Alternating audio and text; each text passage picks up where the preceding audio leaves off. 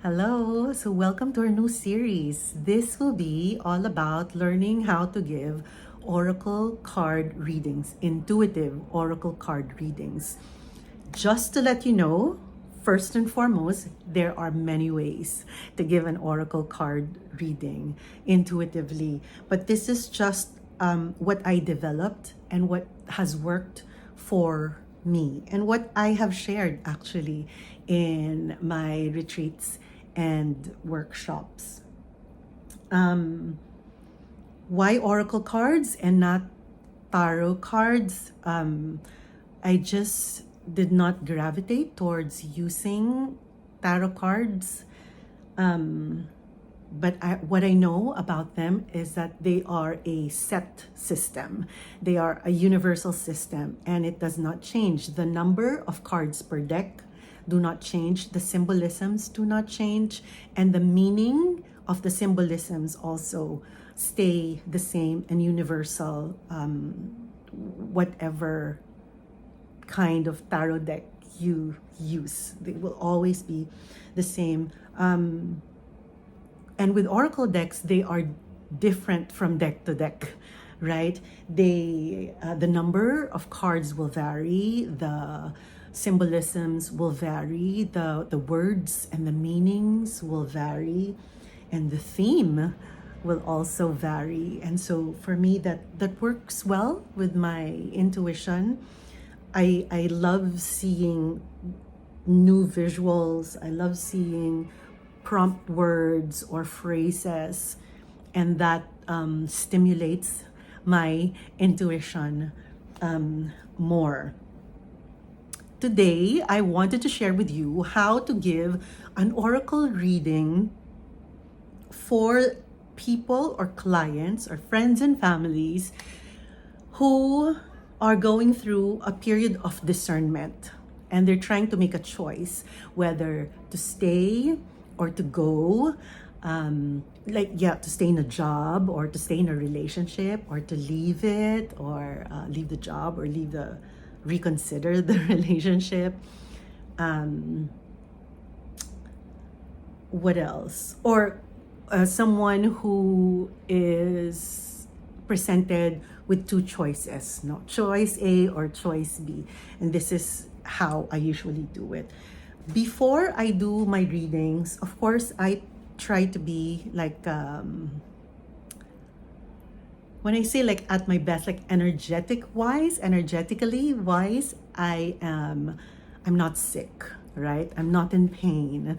I'm also emotionally in a good place because I don't want that to seep into my reading and for me to project anything that's happening to me into my reading, right? So I want to be in the best place that I can be, physically, emotionally, mentally, right? So that's number one.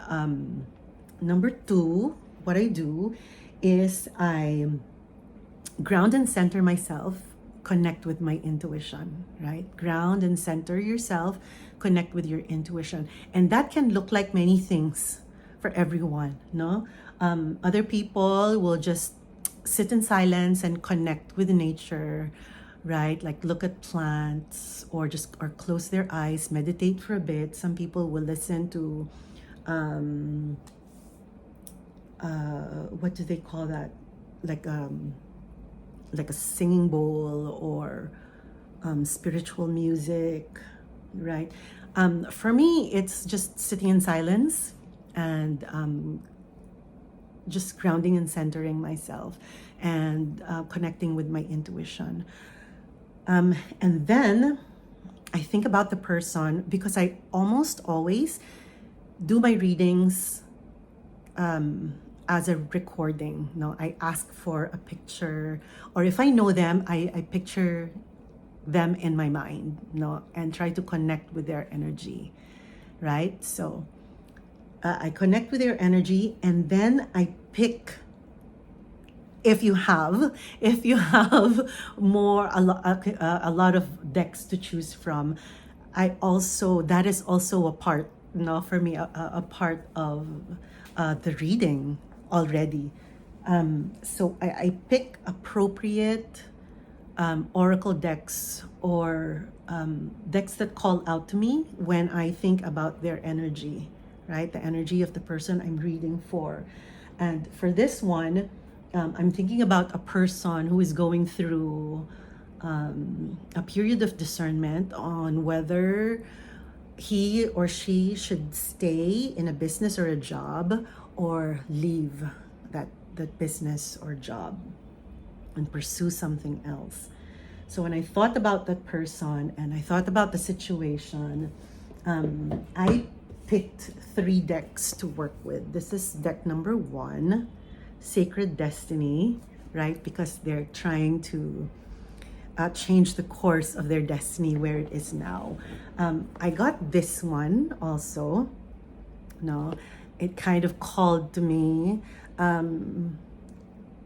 For me, the phases of the moon. It's also it's very good when you want like timing, right? When to do it. The energy of the phases of the moon. I felt that was perfect also.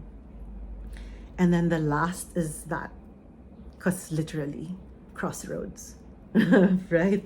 So, those are the decks that I picked.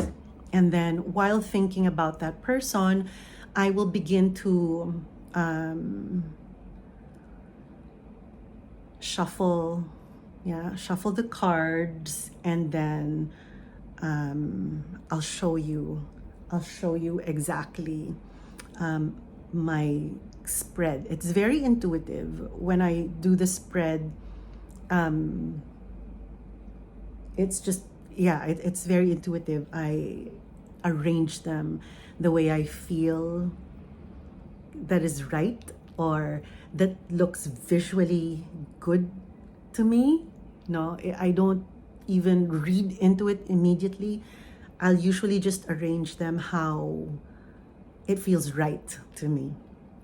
And then I will show you exactly, but I'll just explain. Then I'll look at the words, the numbers, all the visual elements, and whatever jumps out at me, I interpret it. Like I read it as is, or what that means personally to me based on my experience, my body of knowledge, the symbolisms that I already know and work with. No? Okay, I'll show it to you. So here I'm showing you my intuitive oracle spread for this kind of reading, for a transition period of a client, for a yes or no, for should I stay or should I go, should I take option A or option B. So what you can do is assign one card for pile number one or option number one, and I just pick it very intuitively. Sometimes I close my eyes and try to see how the layout should look like. Um, and oftentimes I will see the back because I use several decks. No, the back of the card and where I should place them.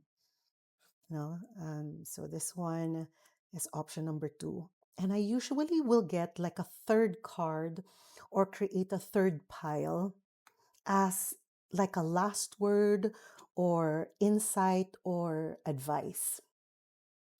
So it could be one card for each option. So let's do that for our imaginary client who is choosing between staying in his old business or job. This is to stay, to leave, and this is the advice. No. So we can start with just one card. This is to stay. Ah, okay. So let's stay here first.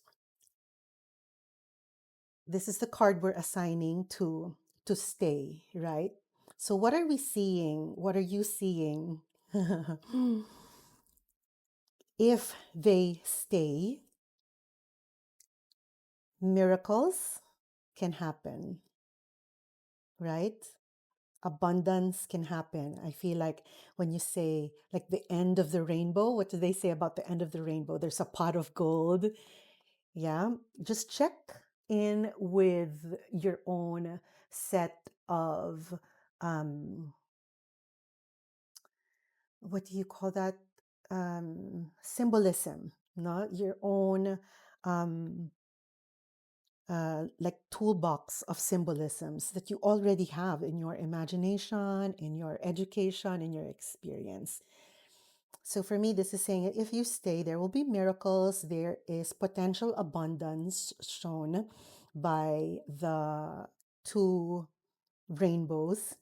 But um, the challenge is quite high. What needs to be overcome, no, is quite challenging, but there is reward at the end. Yeah. So if you stay, that is the possibility. Now, if you leave, what can happen?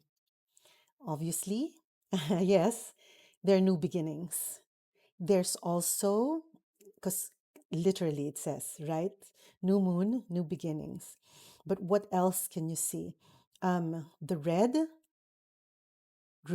what does it mean to you? What um, when you see red, what does that signify? It's also like I think of the Chinese envelopes, right? It's also abundance. It's also money. There's also possibility there.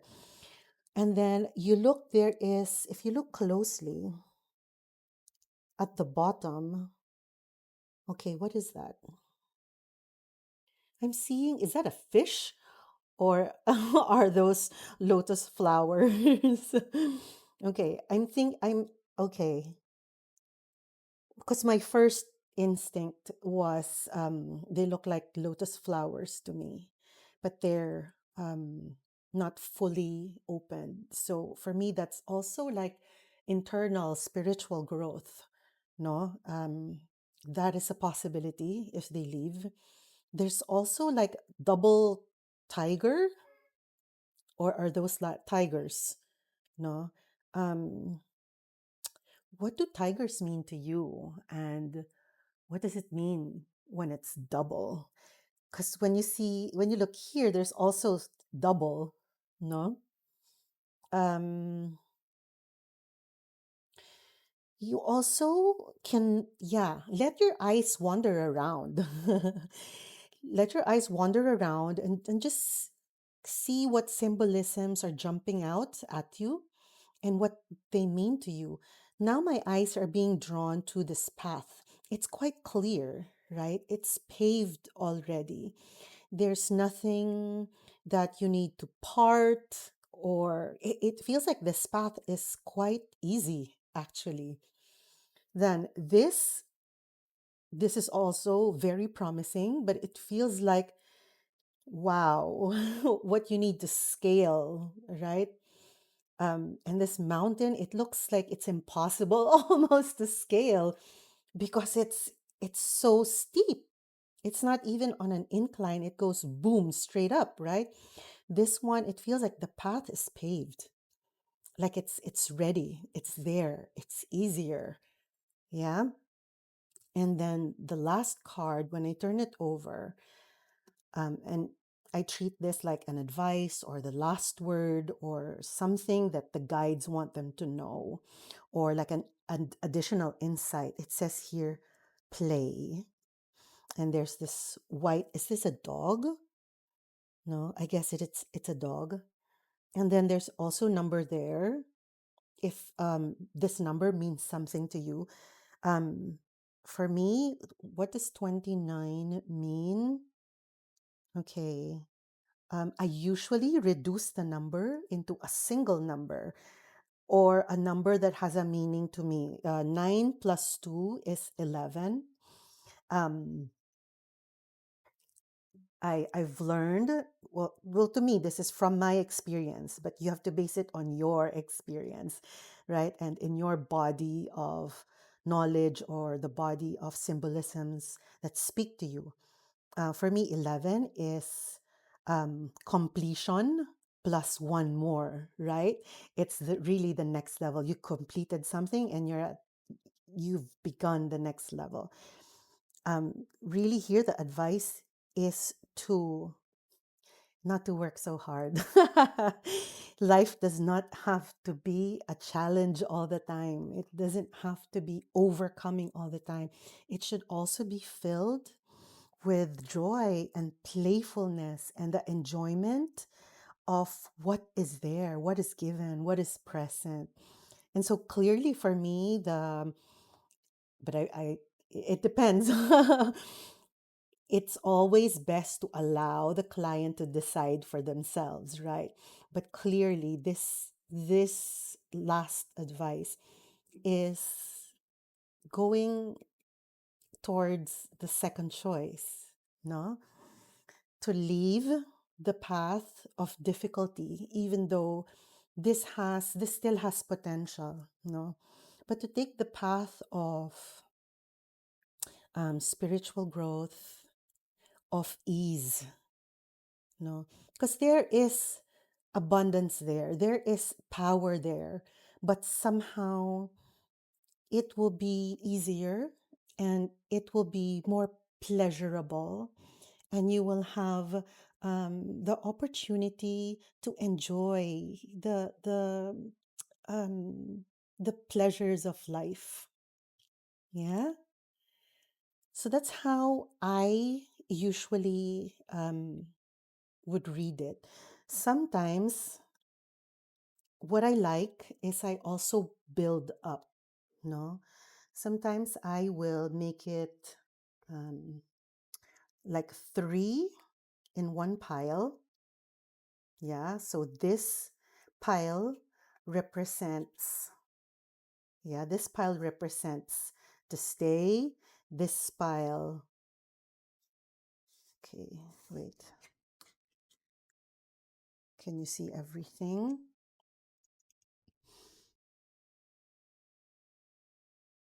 Let's move things around so you can see everything. Yeah. And then this pile, create another pile here to represent, oh, see, it's not a, it's okay if you get from the same deck. And then I keep I keep the last one simple. Yeah, I try to keep that simple, unless intuitively I feel like it needs to be more complex. But let's see if we create the pile, what happens to the reading. Okay, so this is to leave, to stay. No, this is to stay. Look at this. So there is a promise of miracles happening. There is a promise of abundance happening. This is our original, right? Reading, but there is almost an insurmountable, because for miracles to happen, right, there is something that needs to feel impossible to scale, right? Impossible to overcome. And so this one just adds to it. There will be chaos. There will be chaos that needs to be overcome, right? And um there will always be like a feeling of unknown. See mystery, and you see the pyramids, but you can't see what's beyond there. It's all darkness, right? But there is, again, always the rainbow repeats, no? The rainbow theme repeats. It's You stay on the path, yes, something will happen, but it's going to be hard, chaotic. It like reaffirms that single card reading, no? Or that expands it. Okay, so there is chaos that will need to be overcome. Um, if you go Look at this. If you go, the original reading is it's a new beginning, it's a clearer path. There will be spiritual growth that is promised. And then there will be some healing, no, in this path. And again, repetition of the flowers, no? There is healing, there is growth, right? And then look at this. Everything just points, boom, upwards, right? And you will feel more focused here. This is less chaotic. And I again see we have we're seeing this path very clearly, that this path is already paved, it's easy, nothing to overcome much. And this repeats that theme. Everything is just going upwards. And the person depicted there is, she looks calm. She, all the energy is going one direction. It's not chaotic, right? It's not dispersed. Yeah. And then we retain this. So even if we use a pile or just one card, in a way, the reading stays the same, right? The outcome stays the same. But more cards perhaps will expand. Why? Why? Yes, you say miracles, but why? But why is a miracle needed? Because it's going to be chaotic. And it will feel for a while that there is something very unknown there, something almost you will doubt, right? Um, yeah, that's how I do it. And it's pretty much just um, interpreting the visuals and the words. Yeah. Allowing my eyes to wander on the words, on the numbers. And look at this. This number here, it's 17. If I reduce it to a single number, it's number 8. So it feels like this is sustainable, right? It's long lasting. I hope this helps. Yeah. What else? I think that's it. So that's how I do a reading for transitions or for choices. Should I stay? Should I go? Choice A, choice B, right? So this is what I use. So when I'm done with the oracle reading, I try not to lean on one choice or the other. I will just present what the cards intuitively shared and leave it up to the client or the person I'm reading for to make the choice. No, we always have to respect free will. I also work with guides, right? I channel spirit guides, and always what they'll say is there's free will. No, there's always free will. One choice is not really better than the other. It's still pretty much what we want to commit to. So yes, I try not to lean on one choice or the other as much as possible, and just present it and allow the person to think about it in their own time. And then that's it. Yeah, that's it. It's pretty much just laying out what's there, interpreting what's there, and gifting it to the person I'm reading for, and hope that it gives them some clarity, or usually what happens, it gives them confirmation, because sometimes they already have a choice and they just want a kind of a confirmation or assurance that they're really hearing the choice louder in their head. And this is also why it's hard to read for ourselves if you're trying to read for yourself, because more often than not, we are leaning towards one choice or the other already. And when we read, we kind of knowingly or unknowingly like shift the reading towards the choice that we want, no, the choice that we are heavily leaning towards already. Okay, so stay tuned, because in my next video, I think I want to share with you how I do past life readings. That'll be exciting. I'll see you then. Bye.